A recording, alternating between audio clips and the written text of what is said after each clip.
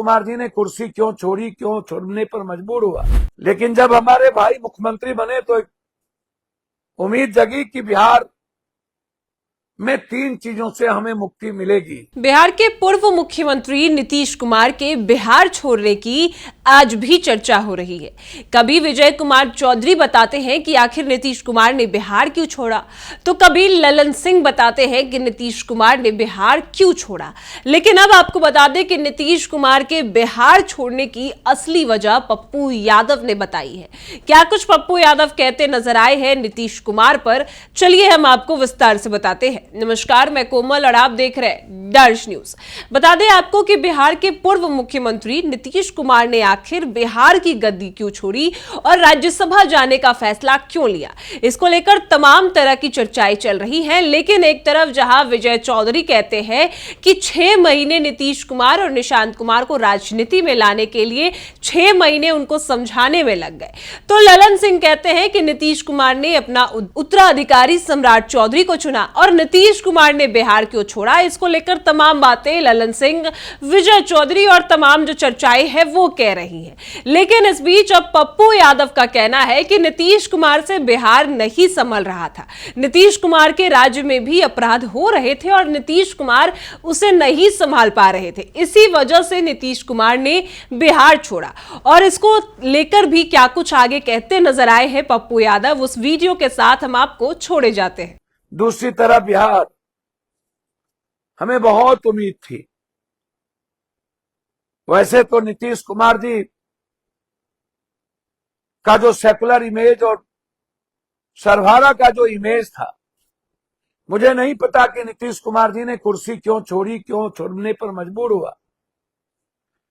लेकिन जब हमारे भाई मुख्यमंत्री बने तो एक उम्मीद जगी कि बिहार में 3 चीजों से हमें मुक्ति मिलेगी। एक, बच्चियों की सुरक्षा पे आप उठा करके देख लें, लगभग आधा दर्जन से अधिक बच्ची की घटना पटना में घटित होती है। हर दिन पटना में 1 दर्जन और आधा दर्जन के बीच में हत्या होती है। 5 हत्या आज है। मुसल्लमपुर हाट में जेल से मारने की साजिश रची गई।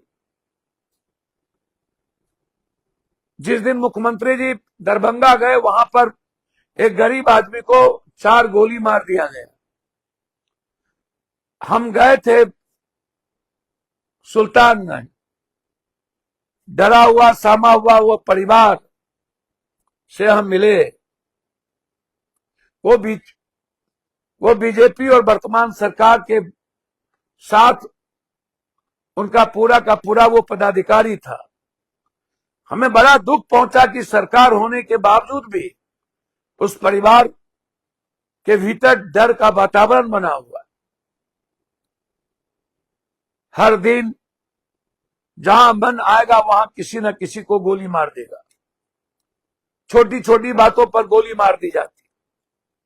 जहां मुख्यमंत्री जी मंत्री का घर है खरीक, वह पूरा खरीक बाजार डरा हुआ सहमा हुआ एक क्रिमिनल से। वहां लगभग 90% अत्यंत पिछड़ा और वैश्य समाज के लोग हैं। हम कहां से बिहार को बचाने की बात कर रहे हैं। जो परिस्थितियां हैं, हर दिन मैं देखता सुनता हूं, और कुछ सोशल मीडिया के लोग जो जबरदस्ती गोली मार दिया जाएगा, शूट कर दिया जाएगा, ऐसा हो जाएगा। अब इतना गणेश परिक्रमा करना इन लोगों से सीखे। ये लोग सोसाइटी को, समाज को तोड़ते हैं, मूल्यांकन करते रहते। सोशल मीडिया जिसको मन आता है उसको गरिया देंगे, जिसको मन आएगा कुछ कर देंगे। खासतौर पर यूट्यूबर कुछ लोग, इनको दिखता ही नहीं है। हाजीपुर में, नालंदा में कुछ भी नहीं दिखता। एक नींबू तोड़ने पर गोली मार दिया जाता है, मारते मारते पीट के मार दिया जाता। गया में मार दिया गया, जहानाबाद में मार दिया गया। बिहार की जो स्थिति है इस पर हम सबको मिलकर गंभीरता से विचार करना चाहिए कि हम लोगों को क्या करना है। जिस तरीके से हम राजनीति नहीं करेंगे, हम चाहते हैं कि बिहार के मुद्दों पर बिहार को बचाया जाना चाहिए। बिहार की स्थिति बहुत अच्छी नहीं है। बिहार में लोग डरे हुए हैं, सशंकित हैं। बिहार के दलित सशंकित हैं, अल्पसंख्यक सशंकित है।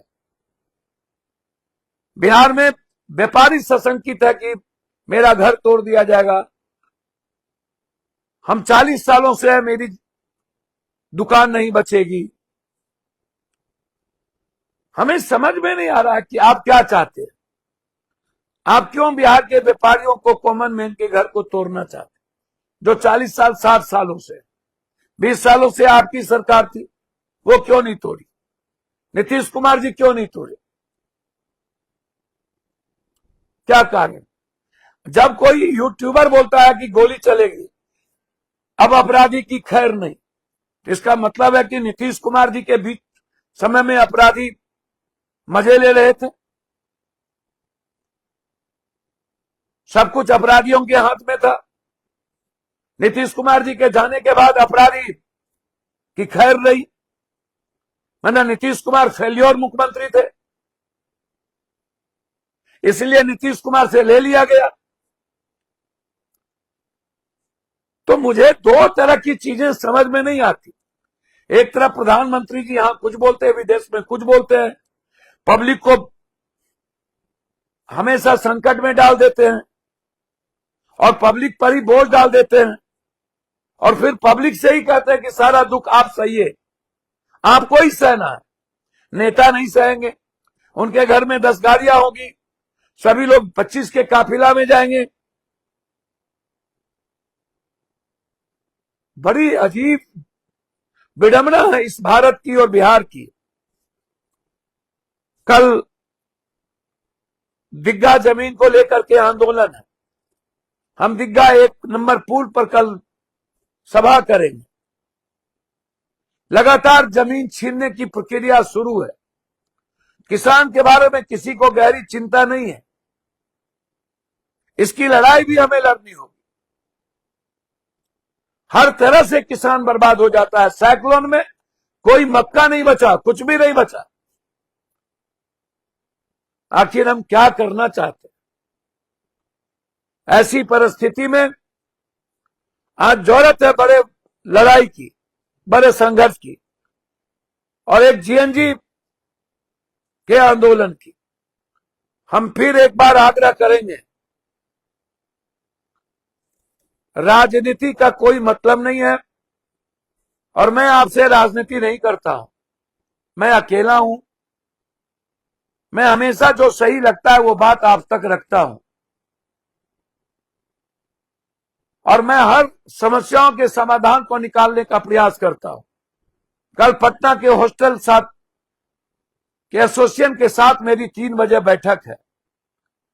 कैसे मैं अपनी बेटी की सुरक्षा करूं और पटना के हॉस्टल, कोटा से बड़ा जो हमारा बिजनेस है, उस बिजनेस को, पटना के हॉस्टल को हम कैसे सेव करें ताकि कोई लूट ना पाए, इसके लिए भी कल चर्चा करेंगे। तो कई परिप्रेक्ष्य में आज स्थिति खराब है। डीजल पेट्रोल के कारण पूरा देश संकट में और डरा हुआ है। गैस नहीं मिल रहा है, गैस पे चर्चा नहीं हो रही है, गैस महंगा हो गया है, और अंधभक्त मजे में है।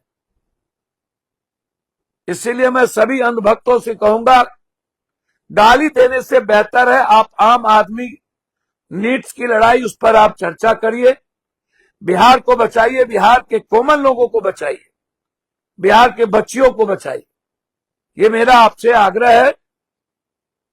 मैं इसीलिए आज आपसे संवाद करना चाहा कि प्रधानमंत्री जी कह रहे हैं कि देश 10 साल रसातल में चला जाएगा। हमारे सारे पैसे मैं दे रहा हूं, बाहर दे रहा हूं, सारे पैसे अंबानी जी बाहर जा रहे हैं, अदानी जी बाहर जा रहे हैं, लगभग सब कुछ हमारा बाहर जा रहा है।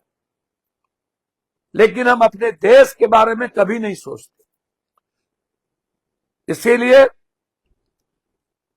अंत में मेरा सिर्फ इतना ही आग्रह, एक आग्रह है बिहार के आम आवाम और बच्चों को लेकर हमें गंभीरता से ध्यान देना चाहिए।